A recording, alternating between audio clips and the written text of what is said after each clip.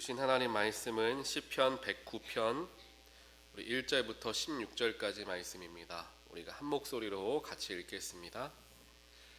1절부터 같이 읽겠습니다. 내가 찬양하는 하나님이여 잠잠하지 마옵소서. 그들이 악한 입과 거짓된 입을 열어 나를 치며 속이는 혀로 내게 말하며 또 미워하는 말로 나를 두르고 까닭없이 나를 공격하였음이니이다. 나는 사랑하나 그들은 도리어 나를 대적하니 나는 기도할 뿐이라.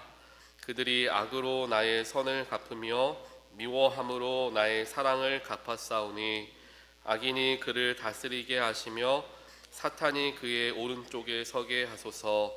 그가 심판을 받을 때에 죄인이 되어 나오게 하시며 그의 기도가 죄로 변하게 하시며 그의 연수를 짧게 하시며 그의 직분을 타인이 빼앗게 하시며 그의 자녀는 고아가 되고 그의 아내는 과부가 되며 그의 자녀들은 요리하며 구걸하고 그들의 황폐한 집을 떠나 빌어먹게 하소서.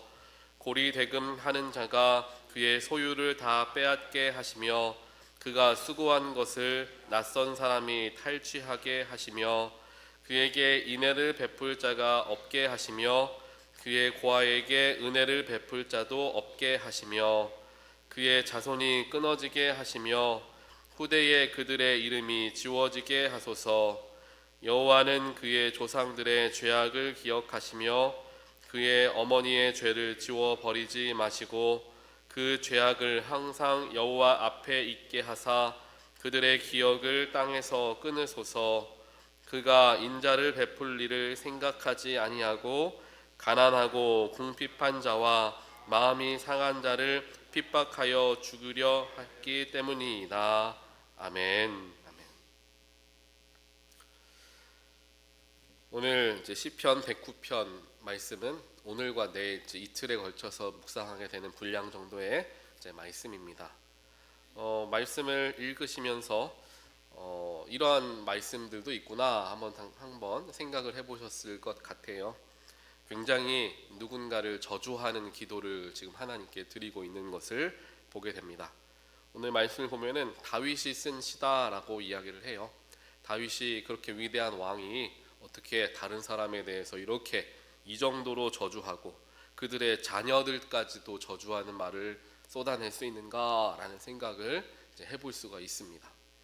또 오늘 이제 시편 109편 맨 위에 그 말씀 그 장 혹은 편에 주제가 써 있지 않습니까? 그걸 보면은 인도자를 따라 부르는 노래, 목적이 써 있죠. 보통 시편은 인도자를 따라서, 즉 많은 사람들이 그 다윗 왕뿐만 아니라 그 후대의 사람들이 누군가가 이것을 선창하면 그것을 지금 우리가 한 것처럼 같이 한 목소리로 오랫동안 읽어왔던 본문이 시편 109편이다라는 거예요. 그래서 이제 말씀을 보게 되면 우리가 여러 가지 조금 생각을 해볼 수가 있게 됩니다. 오늘 다윗의 이 시를 보게 되면 아마 이 다윗이 굉장히 억울한 일을 당했던 것 같습니다. 자신은 특별하게 잘못한 것이 없고 자신은 선의로 상대방에게 하려고 하였는데 그 사람은 자신의 의도를 오해했는지 모르겠지만 굉장히 그 선의를 악의로 갚는 그 사람이 너무나 밉고 그 사람을 저주하고 싶은 마음이 다윗에게 가득했던 것을 이제 보게 됩니다. 그런데 여기에서 우리가 함께 살펴볼 수 있는 것은 다윗이 지금 무엇을 하고 있느냐라는 거예요. 다윗이 어떤 사람에 대한 저주를 다른 사람들에게 지금 하고 있는가? 다른 그룹의 누군가에게 이야기하고 있는가? 그렇지는 않다라는 것 우리가 알 수 있을 겁니다. 오늘 이 시편 109편은 다윗이 하나님께 드리는 기도시입니다. 기도문이라고 이해를 하시면 되겠어요. 즉 그 어려웠던 감정과 정말 분노의 감정을 다윗은 사람에게 풀지 않고 하나님께 기도하는 모습을 보이고 있다라는 것을 우리가 먼저 짚고 넘어가야 할 부분이 된다라는 겁니다. 제가 예전에 사역하던 교회에서 어떤 여자 집사님이 저에게 오셔서 한참을 눈물을 흘리면서 말씀을 하신 적을 말씀을 하셨던 기억이 있습니다. 무슨 말씀을 하셨냐면, 제가 그 집사님을 알죠. 그 집사님이 교회 사역을 굉장히 열성을 가지고 사역을 하시는 분이세요. 그런데 교회 사역이라는 것이 원래 눈에 잘 띄는 사역이 있고 눈에 잘 보이지 않는 사역이 있지 않습니까? 그런데 그 집사님은 다른 사람들과는 다르게 눈에 잘 보이지 않는 사역을 조용히 하는 것을 좀 선호하는 그런 분이셨어요. 하지만 누구보다도 그 열정이 그 안에 있다는 것을 제가 잘 알죠. 그렇게 열심히 사역을 하고 있는데 다른 몇 분들이 이 여자 집사님에게 손가락질을 하며 이야기를 한 거예요. 뭐냐? 왜 당신은 교회 사역을 열심히 참여하지 않느냐? 뭔가 교회에서 열심히 뭔가를 할 때 당신도 나와서 같이 해야 되지 않느냐? 뭐 이런 식으로 굉장히 어려움을 줬다라는 거예요. 그리고 그렇게 직접적으로 얘기하는 것이 아니라 말이 돌고 돌고 돌아서 자기에게 다시 들리게 되었던 거죠. 그것을 듣고 나서 이 집사님이 너무나 마음에 상처를 입었던 거예요. 자신은 나름대로 최선을 다해서 하나님과 교회를 섬겼는데 사람들은 자기를 이렇게 좋지 않게 이야기를 하고 모든 사람들이 자기 편에 서지 않고 자기를 오히려 나무라는 그런 상황 속에서 마음이 너무나 아프다라고 말씀을 하시는 것을 제가 듣게 되었습니다. 그리고 나서 제가 나중에 이제 많이 티가 나지 않게 오해를 조금 풀어드릴 기회가 있었죠. 그런데 이분이 그러한 마음이 상한 일을 경험하고 그 즉시 저에게 와서 얘기하셨던 것이 아니라 알고 봤더니 한 2-3개월 전에 있었던 일을 저에게 얘기를 하시는 거예요. 그러니까 결국에는 그분이 한 2-3개월 정도는 자기 스스로 하나님께 기도하면서 다스리는 시간들을 가져왔다라는 거죠. 직접 와서 그 순간에 바로 와서 목사에게 이야기하는 것이 아니라 그것을 조금 스스로 기도하며 소화시킨 후에 목사에게 와서 이야기를 했다라는 것만 제가 보더라도 그래, 이분은 조금 하나님의 마음을 헤아리려 애를 쓰는 분이구나라는 것을 이제 다시 느끼게 되었던 것 같습니다. 이와 같은 일들이 우리에게 생긴다라는 거예요. 내가 바라지 않고 의도하지 않았던 일들 때문에 내가 손가락질 당한다거나 다른 사람들에게 좋지 않은 이야기를 들어야 하는 순간, 즉 억울한 순간, 답답한 순간이 우리에게 찾아옵니다. 그리고 그 억울한 순간, 답답한 순간을 내가 그냥 똑같이 반응하는 것이 아니라 조금 더 내가 선의를 가지고 그래, 그 사람은 나에게 못되게 이야기했지만 나는 그 사람에게 오히려 조금 더 좋게 대해야 되겠다라는 마음으로 그 사람에게 좋게 대해 줬어요. 그런데 그것을 보고 그 사람이 나는 이 사람을 욕하는데 이 사람은 나에게 좋게 하네, 그래 나도 좋게 해야지 라고 말하면 또 생각하면 좋았을 텐데 그렇지 않은 경우도 있잖아요. 나는 나름대로 선의로서 그 사람에게 용서하고 넘어가려 하고 덮어주려고 하는데 오히려 그 사람은 더 열을 올리고 있는 모습을 보면은 더 이상 못 참는 순간이 나에게 찾아올 때가 있다라는 거죠. 내가 그렇게까지 참았는데, 그렇게까지 잘하려고 했는데, 그렇게까지 내가 다 묻어주고 가려고 했는데 이 사람은 도무지 용서가 되지 않는 사람이구나, 말이 통하지 않는 사람이구나 라는 생각이 내 안에 찾아오게 되면 분노가 이제 치밀어 오르기 시작한다라는 겁니다. 바로 그러한 마음가짐을 가진 다윗의 모습을 오늘 우리가 보게 되는 거예요. 그래서 이 정도, 제가 지금 말씀을 드린 정도 혹은 그 이상으로 다윗의 마음속에는 굉장히 큰 실망감과 분노가 가득했던 것을 보게, 오늘 말씀을 쭉 읽어보면 우리가 금방 느낄 수가 있는 거죠. 그러한 모습들 우리가 함께 보면서 다윗이 하나님 앞에 이와 같이 온 마음을, 정말 좋은 마음도 있겠지만 정말 분노가 가득한 마음까지도 쏟아내었었던 그러한 모습을 보였었던 이유가 무엇일까 우리가 생각을 해볼 수가 있을 겁니다. 결국에는 다윗은 자신의 마음의 상태와 어떠한 그런 환경과는 전혀 상관없이 하나님 앞에 나아갈 때는 항상 정직함으로 나아가는 인물이었다라고 우리는 이해할 수 있게 되는 거예요. 때때로 우리는 하나님께 기도할 때에 격식을 갖추고 또 우리가 조금 마음을 가다듬고 혹은 조금 더 예의 있게 기도하려는 마음들이 우리에게 찾아올 때도 있습니다. 또 그것이 꼭 나쁘다고라고는 말씀을 드릴 수는 없겠지만 우리가 이렇게 해보시면 조금 더 쉽게 생각하실 수 있을 거예요. 나에게 어려운 선생님으로서 내가 누군가를 만난다면 그렇게 이야기할 수 있겠죠. 하지만 나의 어머니라면, 엄마라면, 혹은 나의 아빠라면 내가 이 상황에서 어떻게 이야기할까? 나의 남편에게 말한다면, 나의 아내에게 얘기한다면 나는 어떤 감정을 가지고 그 일에 대해서 얘기할까? 생각해보면 금방 답이 나올 겁니다. 즉 다윗은 하나님을 만났을 때, 하나님 앞에 섰을 때 하나님을 자신의 진정한 아버지다라고 그는 생각하면서 하나님 앞에 나아갔기 때문에 하나님께 가감없이 자신의 감정들을 다 토해낼 수 있는 사람이었던 것을 우리가 보게 된다는 거예요. 그래서 우리가 때때로 내 안에 여러 가지 감정들이 오가고 있을 때 하나님께 그 감정을 있는 모습 그대로, 있는 그대로 하나님께 말씀드리는 게 굉장히 우리에게 유익이 되는 일들이 많이 있습니다. 어떠한 유익이 있느냐? 내가 하나님께 쏟아내는 거죠.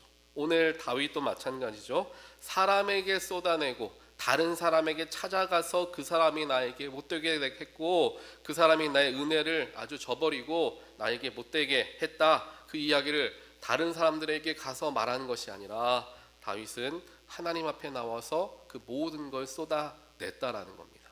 여기에는 다윗의 믿음이 담겨져 있는 거죠. 내가 아무리 다른 사람에게 그 나쁜 사람에 대한 이야기를 한다 할지라도 그 사람이 변하기는 어려울 거예요. 관계가 회복되거나 해결되기는 어려울 겁니다.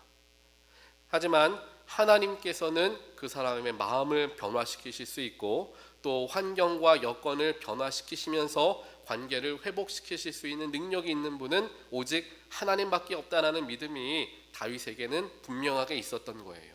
그래서 다른 사람에게 쓸데없이 또 다른 사람에게 아무런 뭐라고 할까요? 의미가 없는 그런 말을 할 필요 없이 이 기도를 들어주시고 응답해 주실 하나님께 내 마음을 쏟아내자라는 그런 믿음이 다윗에게 있었다라는 것을 우리가 보게 된다는 거죠. 이와 같이 우리도 마찬가지입니다. 우리의 삶에 어려움과 갈등과 문제가 찾아오고 내 안에 알 수 없는 분노가 채워지고 있을 때 이것을 가지고 하나님 앞에 쏟아내는 게 굉장히 중요해요. 그리고 쏟아내는 게 그냥 하나님 앞에 엎드려서 한숨만 쉬라는 것이 아니라 그 상황을 정말 자세하게 하나님께 고백하는 거예요. 내 입술로 한번 하나님께 말씀해 드리는 거죠. 기도하는 거죠.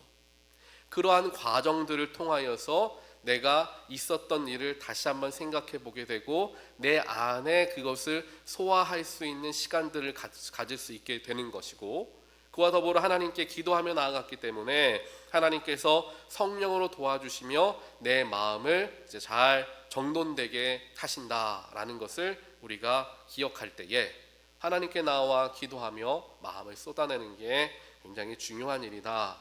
그러나 우리가 쉽게 놓치며 살아가는 게 사실이다라는 이야기입니다.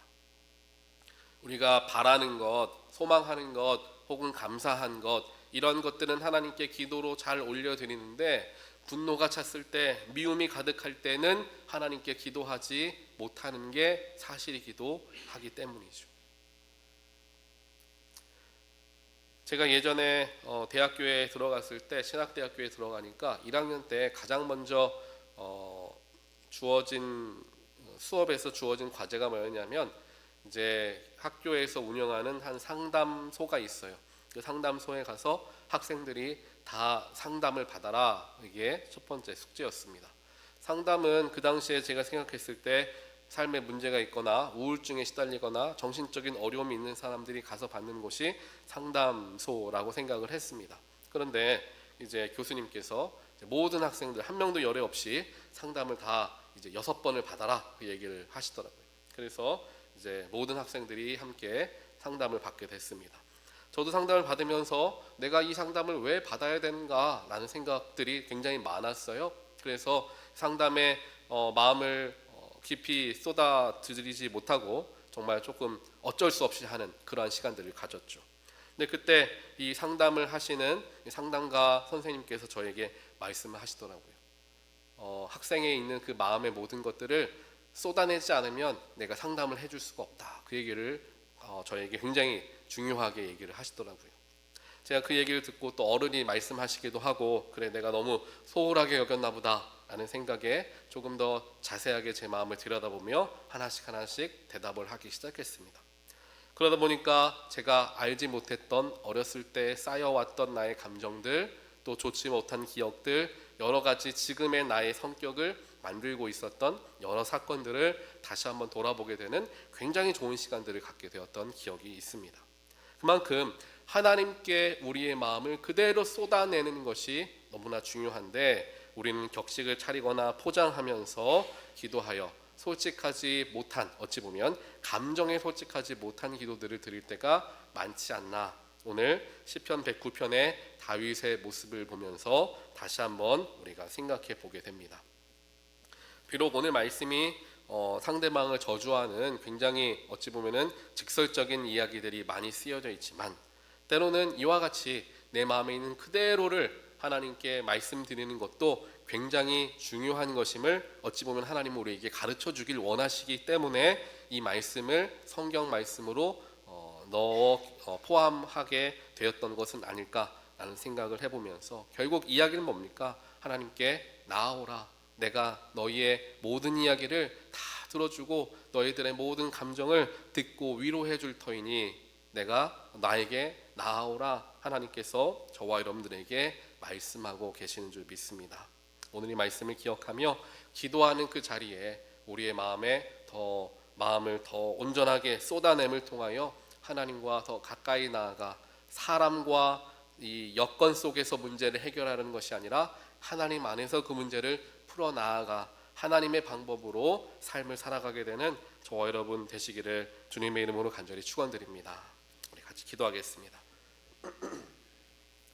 사랑의 하나님, 감사합니다. 오늘 말씀을 통하여서 우리가 잊고 있었던 기도의 모습을 다시 한번 생각해 보게 됩니다. 하나님께 기도하는 자리가 내가 포장하며 하고 싶은 떠오르는 생각만 기도하는 것이 아니라 때때로 내 안에 있는 분노, 미움, 여러 가지 감정들이 뒤섞여 있을 때 그 모든 마음들을 하나도 가감없이 하나님께 말씀드리는 것을 하나님이 원하신다라는 것을 우리가 깨닫게 되었습니다. 기도의 자리가 그만큼 중요한 것이고, 기도의 자리가 결국 하나님이 나의 아버지가 되십니다 라는 자리가 되는 것을 오늘 말씀을 통하여 알게 되었사오니, 하나님, 기도할 때에 또한 하나님께 나아갈 때 정직한 마음으로 솔직하게 주 앞에 나아가게 하시고, 세상적인 방법으로 풀려는 우리들의 마음보다 먼저 하나님께 나아가 기도함으로 시작하는 우리가 될 수 있도록 주여 축복하여 주시옵소서. 이 모든 말씀 예수 그리스도 이름으로